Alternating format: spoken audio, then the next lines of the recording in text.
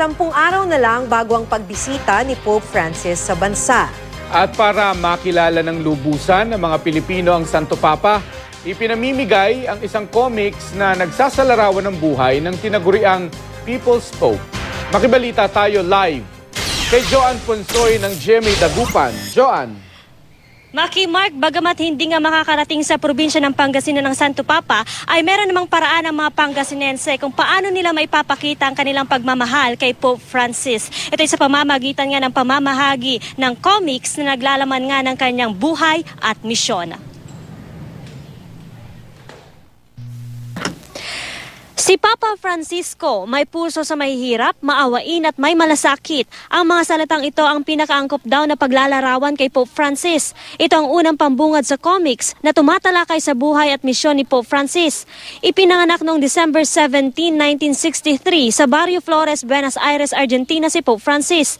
Base sa comics, lumaking may pagkagiliw sa pagsasayaw ng tango ang Santo Papa. Mahilig din ito sa pakikinig ng opera sa radyo. Taong 1958 nang pumasok sa seminaryo si Pope Francis. Nagtapos ng kursong teolohiya at naging ganap na pari noong 1969. At noong March 13, 2013, nahalal siya bilang Santo Papa ng Simbahang Katolika. Yung pagpapakita ng simplicity bilang isang tao. Okay. Pagmamahal sa bawat isa. Bakit po? Dahil yun ang pinaka-importanting bagay na kailangang pagtuunan ng pansin ng mga tao para magkaroon ng kapayapaan sa mundo. Ang mga comics na ito kasalukuyan ay pinapamahagi ng Diocese ng Urdaneta City sa iba't ibang kapilya sa lungsod ilang araw bago ang pagdating ng Santo Papa sa bansa. Specifically sa Diocese of Urdaneta, I would like to invite you to pray for the Pope when he will be here, his trip, his visit to the different communities. And our prayer would be that the Pope will touch not only the Filipino people, but also the soul of the poor. Samantala, handang-handa ng mga pulis sa Pangasinan na ipapadala sa Maynila para sa pagbisita ni Pope Francis. Nasa 1,500 na pulis ang ipapadala ng Police Regional Office 1. 400 pulis dito manggagaling sa Pangasinan.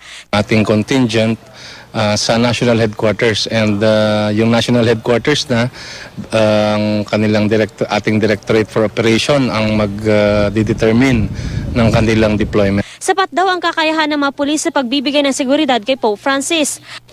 Lalo pat malaking bilang ng mga pulis na ipapadala manggagaling sa Provincial Public Safety Company o PPSC. Sa si P.O. Meres na napiling magbibigay seguridad sa Santo Papa. Bilang Kristiyano, isa umano itong karangalan para sa kanya. Ma'am, na isa ako sa mga napiling magbabantay, ma'am. Medyo pinakabahan mo. Magtatagal ng 5 araw sa Maynila ang mga pulis. Maki Mark, para nga lalong maintindihan itong content ng comics ay bukod nga sa mga imahe ay nakasulat din ito sa lengguaheng Filipino. Para nga sa mga Pangasinenseng hindi makakadalo sa Maynila ay maaari naman daw silang makimisa sa regular mass nga na isasagawa sa Our Lady of Manaoag Basilica Minore sa January 15 to 19. Yan muna ang latest mula dito sa Pangasinan. Joan Ponsoy, Nagbabalita, Pilipinas.